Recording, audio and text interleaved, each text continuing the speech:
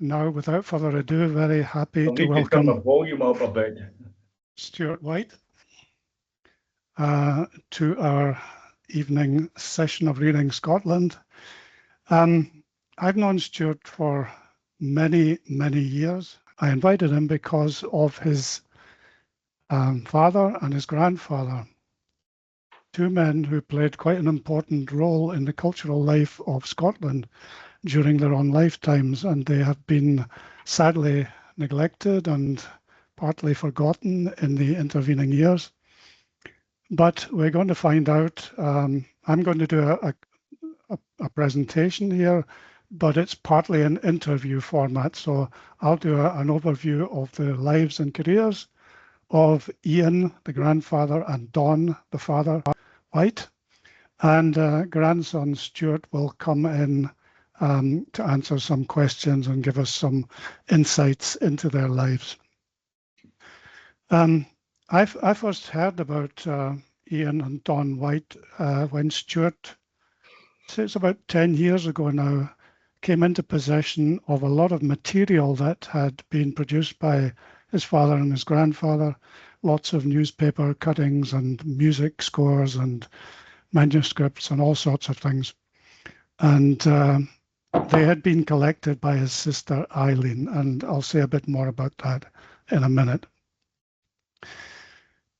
Clearly, Stewart's personal memories are much more centred around his father, Don, a highly respected and very popular journalist on the Daily Express, Scottish Daily Express. This is simply because Stewart was very young when his grandfather, Ian, died of cancer in 1960. Ian Whyte had an astonishing and hugely successful career in music in Scotland and a reputation that spread beyond Scotland's borders. As already mentioned, the initial impulse for this evening's topic came when Stewart came into possession of material associated with his father and grandfather, each of whom, in his own ways, had made a significant contribution to Scottish culture. Between the two of them, the two lives, they cover almost the entirety of the 20th century, and the active careers together cover about 70 years of the 20th century. Stewart's sister Eileen had carefully collected, transcribed, and archived the material legacies of both Don and Ian. After her death, Stewart made the decision to bring it all back with him to Germany. So let's take a look first at the life of Don Whyte. I first became aware of Don Whyte when Stewart mentioned to me that he was busy transcribing his father's rhyming Scots language stories of Bran the Cat, entitled Tales of a Wandering Cat, with the intention of preserving them before they faded into illegibility. The Bran stories, he told me, had been written for broadcast on BBC Radio in Scotland, beginning back in the mid-1940s. I was quite intrigued by this and asked to see them and liked what I saw, and thinking that they might be of interest to others as examples of material broadcast in the early years of Scottish children's radio, I invited Stewart to write an article for the Scottish Studies newsletter, a Mainz University publication at that time. Stewart, my first question, were you aware of just how much material your sister had from Don and Ian? And what thoughts did you have on what to do with this suddenly inherited and unexpected mass of material? Well, I didn't have many thoughts to begin with. I had never gone through the material in any detail and had absolutely no idea what to do with it. My brother Ian, not to be confused with my grandfather Ian, was always the most practically minded of us three siblings, and I have clear memories of him urging first my sister Eileen, then me, to literally take what you want before it gets chucked out, so that he could attend to more pressing matters, which I have to admit he did very well. All I then did was load about 6 bags full of assorted stuff into the back of my car and bring it back here to Germany. When I eventually started reading the stories critically, it became clear to me very quickly just how good and above all unique my father's stories actually were. I didn't fully appreciate either that he was only 20 years old and still recovering from polio when he started writing them, but I had absolutely no idea about the merits of my grandfather's work, because much as I love music, I'm not a musician. It also became clear pretty quickly, though, that hardly anyone, and no one still alive today, had ever heard any of the more than 600 pieces that Ian Whyte wrote. So who at all could say if they were good or bad? Certainly not me, which is why I'm all the more delighted to have encountered so many willing and competent musical experts, some of whom are with us tonight, to help me to find an answer. Does that help you, Ron? Yes, thanks very much. Before he landed his job with the Scottish Daily Express and became a successful journalist, Don was casting around for what he might want to do. And he submitted some rhyming tales in Scots to the BBC in Glasgow for possible inclusion in their children's hour slot on the Scottish Home Service programme. Much to his surprise, not only were these accepted, but he was also asked if he'd be willing to supply more of them for regular broadcast. The tales featuring the adventures of a cat named Bran began broadcast as part of a Scottish Stories series on Children's Hour in around 1946 or 47.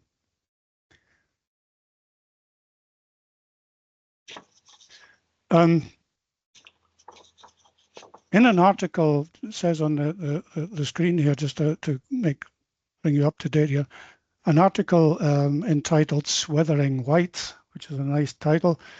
I think Stewart had already written about this material for our Scottish Studies magazine. He told me that he chanced upon an old basket which contained thin, yellowed typewritten originals that my father had clattered out 70 years ago, and which, as soon as I took a closer look at them, seemed to burst into life with tales of the adventures of a cat who, in my father's own words, was, quote, a sort of anti-hero, a kind of cuddly character who pretended to be terribly brave while all the time hiding a faint heart behind bristling whiskers.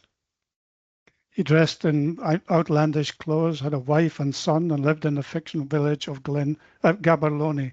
He was essentially Scottish in character and quite naturally shared my delight in atrocious puns. These are the words of Don in his autobiography On the Lonely Shore, which was published in 1977.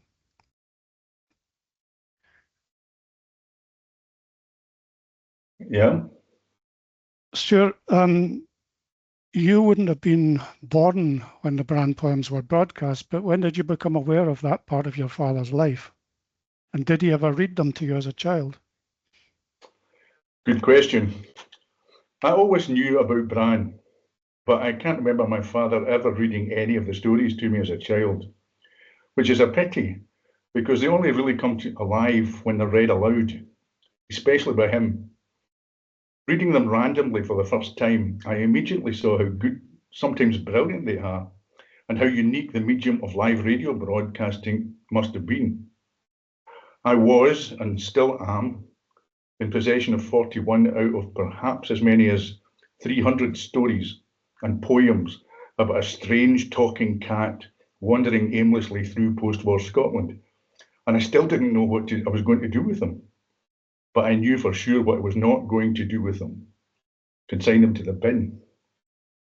Maybe you'll see what I mean after I've recited one of Bran's favourite poems to you.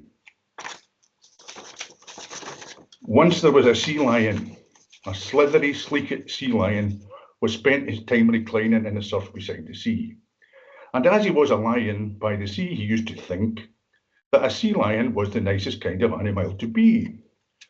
And there also was a limpet, an often skimpet limpet, who had 1 foot and limpet on a crutch along the sand. And since he didn't like being lame, he simply had to lump it, which was hard upon the limpet, as I'm sure you'll understand. One day the limpet made a beeline for to go and see the sea lion, who was lying in the surf beside the sea, as I have said. The limpet up and asked the sea lion most politely, is a sea lion just a feline or a kind of seal instead? But the sea lion didn't like being asked, and so he ate the limpet, which didn't satisfy the limpet's curiosity. But it satisfied the sea lion, who by now was feeling fine. For it doesn't really matter to a satisfied sea lion as to whether he's a sea lion or a seal or else a feline, so long as after dining he's left alone, reclining, digesting skimpet limpets in the surf beside the sea.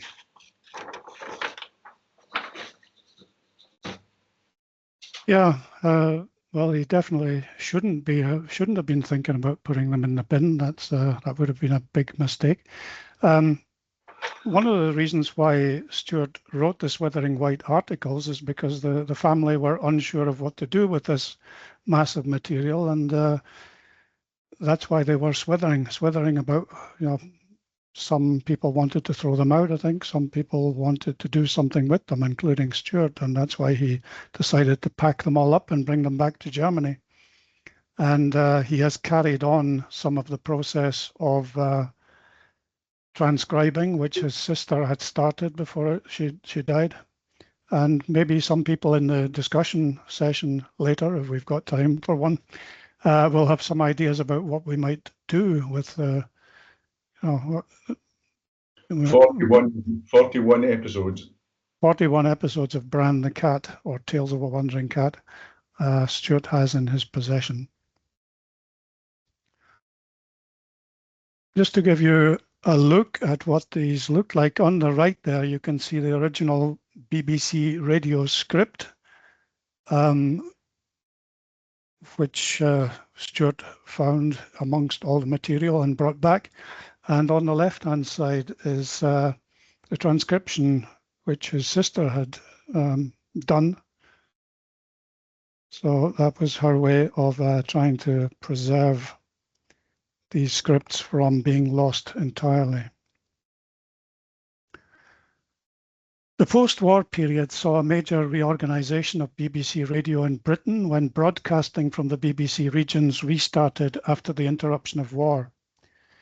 By 1945, there was a new determination to strengthen the BBC's regional broadcasting, which it was hoped would also help reduce criticism of the corporation's London centralisation and perceived bias. The restructuring saw the birth of the new Scottish Home Service, and in the words of the then BBC Director General Sir William Haley, it will be, quote, "It will be the BBC's aim to make its 6 regionalised home services alert living things, steadily developing in strength and character, drawing on their native resources and taking the best from elsewhere." The Scottish Home Service quickly established itself to the extent that the period from 1947 to 1955 would later come to be seen as a golden age of Scottish radio broadcasting. Not a bad time for a young man like Don Whyte to become involved, and no doubt his ready way with words would later help him to advance along a career path into journalism. It was a career mainly in the service of the Scottish Daily Express, as I've said, that would lead him to becoming one of the country's leading press writers. And this slide just gives you an idea of some of the hundreds and hundreds of articles which he wrote. He became a very well-known feature writer. And one of the amazing things about him is that he spent a lot of time traveling the length and breadth of Scotland, although he was badly handicapped through polio, which he had taken at 12 years old. And he never shirked any of the journeys that he was sent on by his editors. In fact, he looked forward to it because it's very clear from his journalistic output that he had a tremendous enthusiasm for Scotland. And you can see there in the last segment on the slide that the country itself became his focus and passion in series such as Don Whyte's Scotland, My Scotland, A Journey Through Scotland. I believe there were others. Seeing Scotland was another one.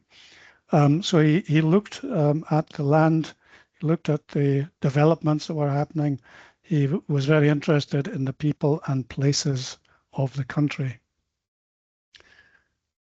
Following his death on April 19, 1996, the Herald obituary writer remarked, quote, "Don Whyte slipped quietly away in the early hours of yesterday and left us without one of the most gifted, if underrated writers Scottish journalism has ever seen." And we have his autobiography here, which he published, as I already said, in 1977, On the Lonely Shore. And a foreword was provided for it by the famous Scottish poet, Hugh MacDiarmid. MacDiarmid wrote, "50 years ago, I wrote that a great improvement was becoming discernible in books about Scotland. Norman Douglas, Neil Gunn, and George Scott Moncrieff are among those writers who, in recent years, have done splendid work. Yet most of them lack something that is at the very heart of Don Whyte's book. It is the subtleties which rule in all his work, differentiating it from that of other journalists. There is never anything second-hand, never any failure of interest and delight. Every sentence in his book rings true. He is sharing his life with his readers in a way few writers can do, and it is a life supremely worth having, not to escape from our troubled world, but into it." Reading through his autobiography and many, many press cuttings, as both Stewart and I have done, Don Whyte's concerns, motivations, obsessions soon become evident. There's Scotland itself, as I said, a love of the country fostered by his father and by early experiences walking and sailing in the Highlands and around the West Coast, and the experience of growing up in the beautiful countryside around Aboyne in Aberdeenshire. His ability to overcome the challenges and travails that came with traversing the country on journalistic missions was all the more incredible given his handicap.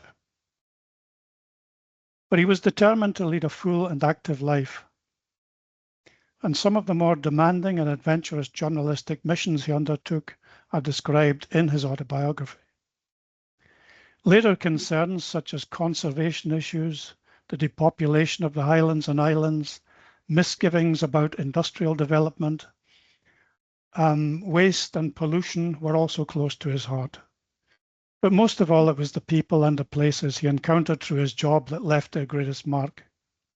As a writer, he was meticulous, and his talent for description, for capturing and communicating mood and atmosphere, impressive. When, as a young reporter, he suddenly realized that the woman he had been sent to interview about a fatal industrial accident in Glasgow had not yet been told by the authorities that her husband had been killed, he is stunned by her reaction. Instead of breaking down, she instinctively took pity on the young disabled reporter who had to, quote, "climb all those stairs to break the news to her." Would you like to read this, Stewart? Yeah, I'd love to. Quote from my father, "I had never met such selflessness before. It was not as if she had not loved her husband. She sat and spoke to me about him, telling me about their happy times together, caressing his name with soft speech. But how kind I had been to come and tell her, to break the news to her gently. Perhaps the tears would come later, welling into the loneliness of her pillow. But for the moment, maybe for all time, her courage burnt like a cold flame. She shamed me to the roots of my being." He wrote that in his autobiography. Yeah, On the Lonely Shore. Thanks very much, Stewart. So I'd like to move on now, and there'll be time, I hope, for questions about Don, but to move on to his father now, Ian Whyte. And Sally Garton is already with us, and we were thrilled that she very kindly agreed to provide a little introduction to the Ian Whyte section by singing one of his Scots song arrangements, a song Through the Wood Laddie from 1943. And this is Sally.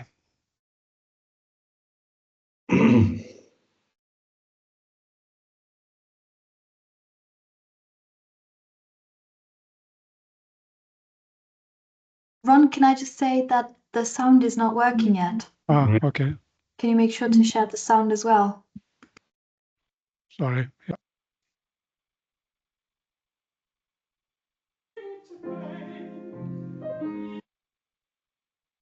So it was on, it's off again. Yeah, I just wanted to go back to the beginning.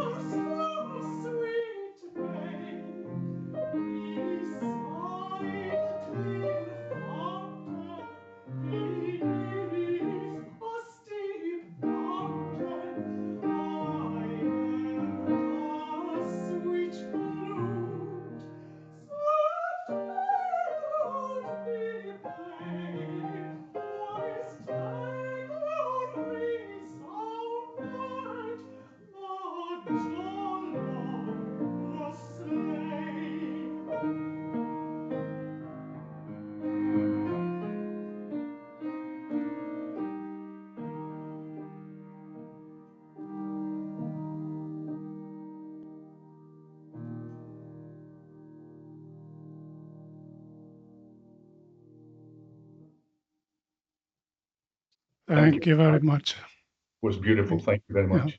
Thanks very much, Sally.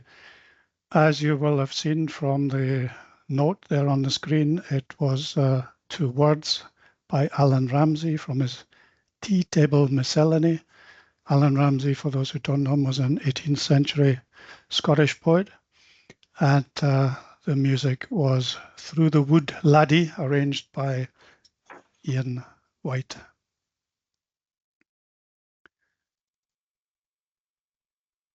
I don't know if you want to say anything about Ian at this point, Sally, or do you want to keep it for later? I can say a few words now, if time permits. Sure. Help the introduction. Well, I first came to Ian Whyte as a name through my researches in Scottish art song. He was a close contemporary of Scotswoman composers Mary Dare and Isabel Dunlop, whose works I've often performed. But of Ian Whyte's work, I'm looking forward to learning more. The Ian Whyte collection of manuscripts and scores in Glasgow is an archive looking, I think, for a doctoral student to unfold. I look forward to that. Ian Whyte was born in 1901 in Fife, was a very able pianist and conductor as well as composer. And after musical studies in London, he returned to Scotland. And after a short spell directing music at a large Aberdeenshire estate, in 1931, he joined the BBC as head of music in Scotland. And in 1935, founded the BBC Scottish Orchestra, later becoming its conductor. Under his tutelage, famed conductors Alexander Gibson and Colin Davis came to the fore. So he was an important influence in Scotland's musical life in the 20th century. But one thing intrigues me. As a young man, Whyte spoke out against what he called intentional nationalism in music, arguing that you can't draw on your own folk traditions as a composer if you wanted to be international. The rather extreme hypothetical example he gives is of Johann Sebastian Bach. Had J.S. Bach been a nationalist composer, he argued, all his music would have been written not for the church, but for a German band. You can see, no offense to German musical traditions, but you can see the ludicrous idea. Yet this expression of national identity is exactly what Ian Whyte goes on to do in his later life, arranging Scottish dance music, gathering Scots tunes from 17th and 18th century manuscripts to incorporate in his orchestral writing, arranging Scotland's traditional vocal music for a new generation, and writing a ballet with bagpipes in the score, a thing he chided another composer for doing. But we can perhaps explain this contradiction. Whyte in the 1930s was an emerging composer at the time of the Scottish literary Renaissance, when Hugh McDermott, about whom we've just heard, or Christopher Murray Grieve, was dominating the cultural scene with outspoken and controversial views about Scottish identity. Politically, the atmosphere was charged. Home rule was in the air, stirred up by events in Ireland. The Irish Free State had been established in 1921. The National Party of Scotland, now the Scottish National Party, had just been formed. And Whyte, who was interested in the music of European modernist composers such as Schoenberg and Bartók, may have found it difficult to navigate these complex cultural and political currents, seeing the new Scottish nationalism as incompatible with internationalism, a false dichotomy for many Scots today, as our Reading Scotland virtual community amply testifies. But clearly it was a philosophical and artistic problem for Whyte in his early career. So there's much to learn about one of our leading and, again, unjustly neglected musical lights of 20th century Scotland. And I'm so looking forward to hearing a little more from Stewart, and I believe Jennifer a little later, about their intriguing and talented forebear. Thanks again. Over to you, Ron. Thanks very much, Sally. That's very good. Thank you. Yeah, as Sally has already mentioned, Ian Whyte was born in Fife in Dunfermline in 1901, and at the age of 17, he already was awarded scholarships that took him to London to study at the Royal College of Music, where he had very exceptional teachers, including Charles Villiers Stanford, the Irish composer, and Ralph Vaughan Williams, no less. So he has a very good start to his musical education. In 1924, Whyte moved to the small Scottish town of Aboyne, and he took up a job as organist at the local church and conductor of the choral society.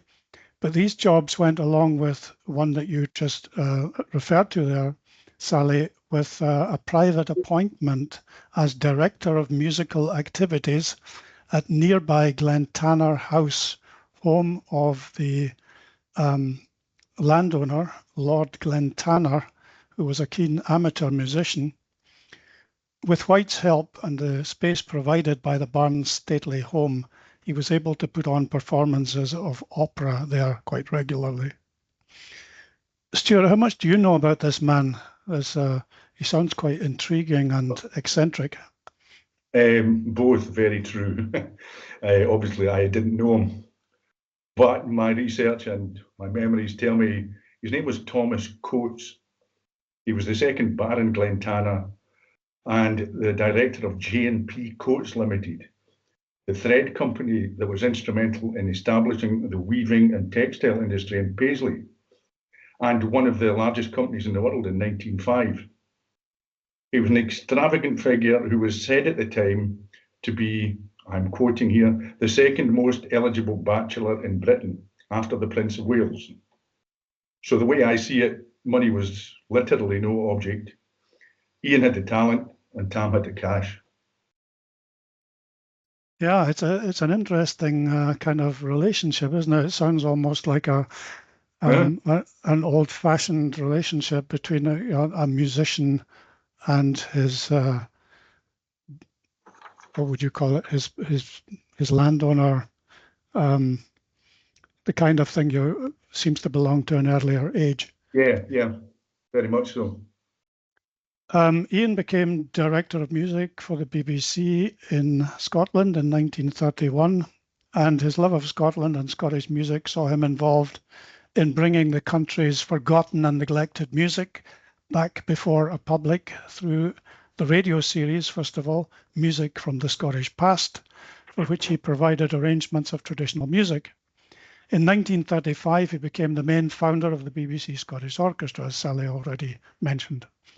In May of 1936, he was an inaugural member of the Scottish Music Society, which aimed to compile, edit, publish, and distribute compositions and books on music relating to Scotland, and to arrange lectures on the subject. But this would come to an end with the outbreak of the Second World War 3 years later. In an article in the Glasgow Herald, written a short time before Glasgow became European City of Culture in 1990, the journalist Jack Webster expressed his belief that Ian Whyte's pride in his homeland had come at a cost. He writes, "It was almost certainly through his devotion to Scotland and the musicians within it that Whyte forfeited the chance of an international reputation. Worse still, in his busy life as a dedicated conductor, very few of his compositions were ever published, with the result that most have gone to oblivion." It was interesting what you were saying earlier, Sally, about his criticism of people going to their folk roots and what he was actually doing himself. What was he doing it in a different way? It's a question that might be discussed later.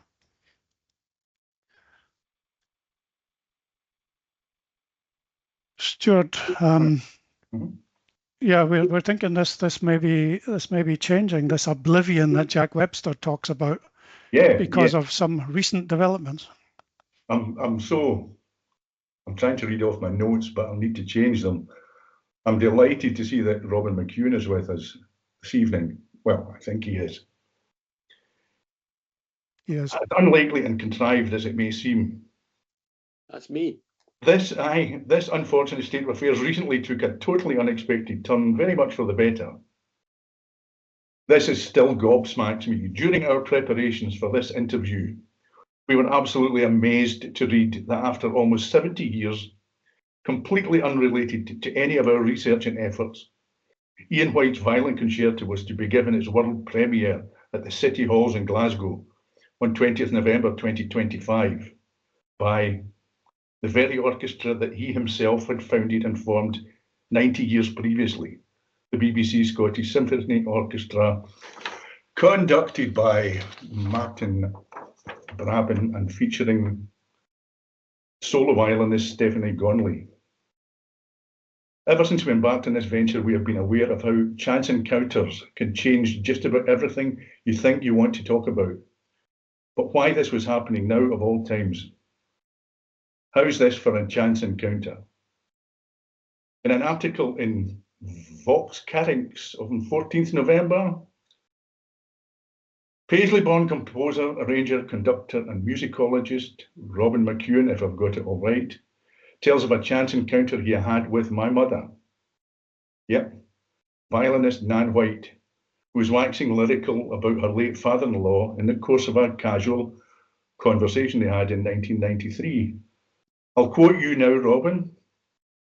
"My ears pricked up when she told me of a violin concerto that had never been performed. Max Rostel, who had taught Nan, had apparently played it through privately with the composer, but that was as far as things had gone. She was really keen for something to be done to finally get it performed." I'm continuing with my research thing. At the time, you, Robin, were busily engaged as assistant music director with Phantom of the Opera in London. But your curiosity for this piece lingered, moving you eventually to visit the Scottish Music Archive in Glasgow and examine the manuscripts. This visit and the massive effort that followed, I'm sure it must have been, culminated in the concerto's world premiere, and the entire Whyte family would like to take this opportunity to extend a sincere thanks to you, Robin, for all you have done to hopefully end all the oblivion, obscurity, and neglect. Thank you. We're going to come on to the Scandinavian, the Nordic music connection in a minute. I just wanted to mention very briefly that in 1948, there was an apparent highlight in Ian Whyte's career at the second Edinburgh Festival when he conducted Beethoven's violin concerto, and Yehudi Menuhin was the soloist in that performance, and that was recognized as one of the great landmarks, apparently, of Edinburgh Festival music.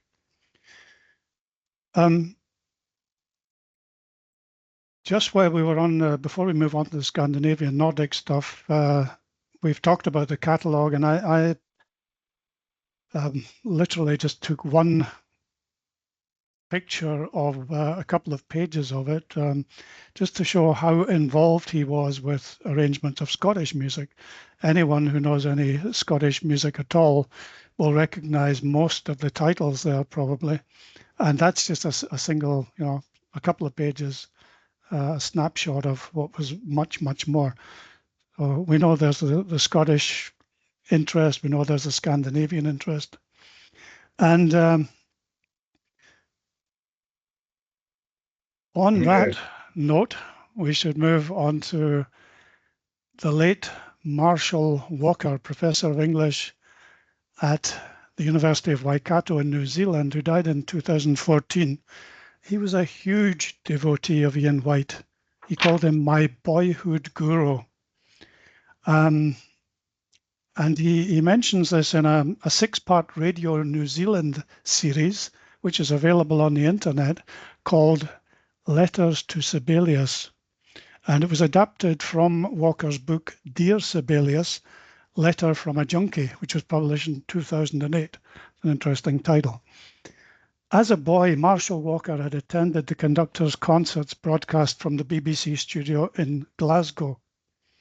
And in the Radio New Zealand programme, he recalls how my earliest notion of musical taste was shaped by Mr. Whyte's nods, smiles and frowns, and Toscanini. Remembering Whyte's advice to him to always choose Toscanini when selecting recordings. Ian Whyte, he says, had memorized Handel's Messiah when he was only 6 years old.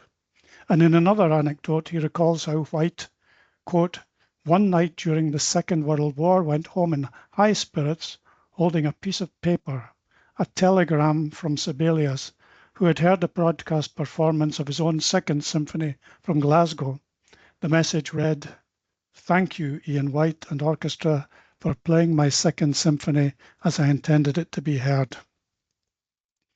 And this was part of the increasing range of BBC radio that it was regularly heard in the Nordic countries. Marshall Walker visited Ian Whyte in hospital in Glasgow 3 months before he died of cancer.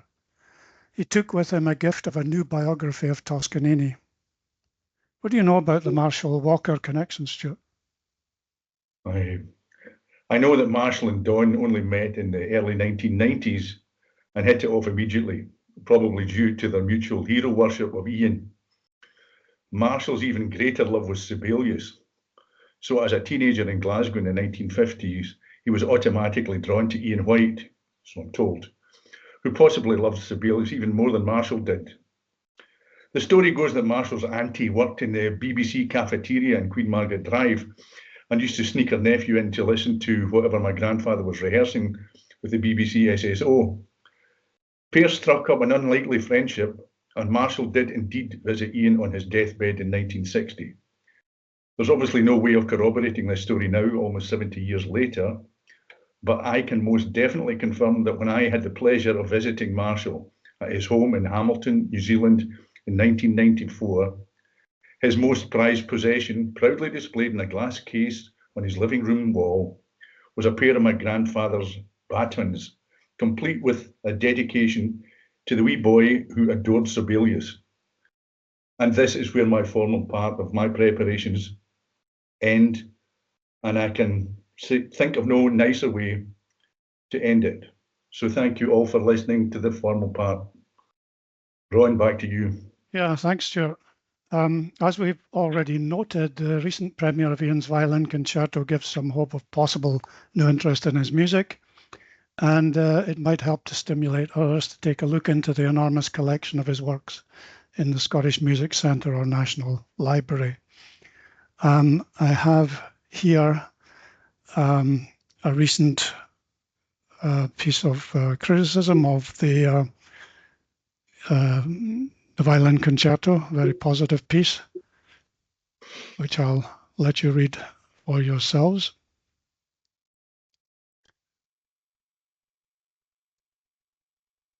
And I'm just going to finish this part off by looking at one or two other slides very quickly, things that were in Stuart's cupboard. Stuff. Stuff, we'll call it stuff. Don's tribute to Ian, an article by Don Whyte, which appeared in the Herald newspaper in 1992, appeal for recognition of his father's achievements.